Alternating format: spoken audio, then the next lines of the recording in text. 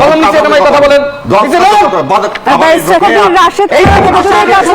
ভালো মতো আপনি কেন কথা বলতেছেন? আমি কলম নিচে নামাই কথা বলেন।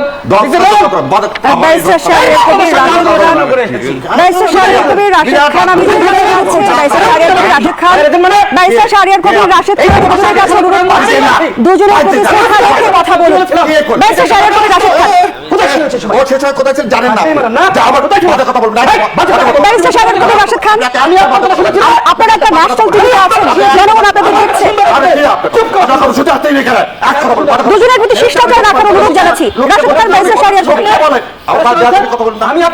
ব্যারিস্টার শাহরিয়ার কবির, রাশেদ খান, আমি দুজনের কাছে অনুরোধ জানাচ্ছি, আপনারা নিজেদের নির্ধারিত সময়ে কথা বলি। আপনার কথা আমি মাফ করেছি, আপনি কেন আমাকে আক্রমণের জায়গায় না যাই? যদি ব্যক্তিগত আক্রমণ হয়, আপনি কি বিএনপিকে আক্রমণ করেন নাই? আপনি কি ডাক্তার জাহিদুর রহমানকে আক্রমণ করেন নাই? দুই ধরনের ভুল হয়, একটা হচ্ছে ইচ্ছাকৃত ভুল, একটা হচ্ছে অনিচ্ছাকৃত ভুল। ওই জুতা মেরে গরুদানের মতো অবস্থা। কথা হচ্ছে সে কি পররাষ্ট্র নীতির বাহিরে গিয়ে ভারত কখনো সবসময়, আমি আপনারা দেখছেন আমি সবসময় যেটা বলি, এটা উপলব্ধি করতে হবে দেশের মানুষকে, এবং স্পেশালি মনে হয় আল্লাহ চাইছেন, কারণ যার কথা বলতেছেন উপদেষ্টা, সে কয়েকদিন আগে ভারতের খুব তাবেদারি করছেন।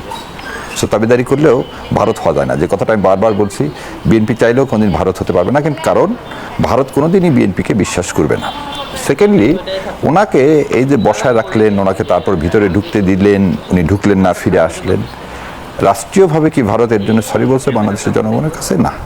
আমি প্রথম থেকে একটা কথা বলে আসছি, ভারত কোনোদিন আমাদের সাথে মানে বাংলাদেশের জনগণের সাথে কোনোদিন কোনো সম্পর্ক চায়নি, এবং সেটা আজ থেকে না, সেটা 47 না, 1905 সাল থেকে। 1905 সাল থেকে।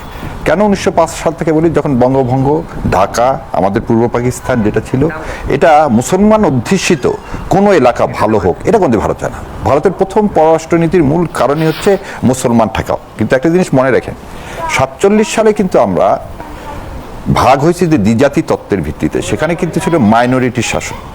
মানুষকে একটা জিনিস বুঝতে হবে, ভারত কে শাসন করে? ভারত বামনেরা শাসন করে। এই ব্রাহ্মণরা শাসনের জন্যই দলিতরা নিষ্পেষিত হয়। এই মানে হিন্দু মুসলমান না, নিম্ন শ্রেণীর মানুষ এখনো তাদের অস্পৃশ্য, তাদের ছায়া লাগান যাবে না। সো, এবং আরো একটা অবাক করা বিষয়, আমি মাঝে মাঝে চিন্তা করি, আমাদের অনেক ভাইরা বলে ভারত একটা বৃহৎ শক্তি, সেই শক্তির পাশে